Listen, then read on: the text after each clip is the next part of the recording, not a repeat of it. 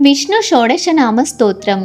औषधे चिन्तयेद्विष्णुं भोजने च जनार्दनं शयने पद्मनाभं च विवाहे च प्रजापतिं युद्धे चक्रधरं देवं प्रवासे च त्रिविक्रमं नारायणं तनुत्यागे श्रीधरं प्रियसङ्गमे दुःस्वप्ने स्मर गोविन्दं सङ्कटे मधुसूदनं कानने नारसिंहं च पावके जलशायिनं जलमध्ये वराहं च पर्वते रघुनन्दनं गमने वामनं चैव सर्वकालेषु माधवं षोडशैतानि नामानि प्रातरुत्थाय यः पठेत् सर्वपापविनिर्मुक्तो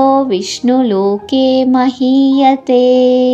ఈ వీడియో కనుక మీకు నచ్చినట్లయితే లైక్ చేయండి, కామెంట్ చేయండి, షేర్ చేయండి। మరిన్ని వీడియోల కోసం మా ఛానల్ని సబ్స్క్రైబ్ చేసుకోండి। Thank you.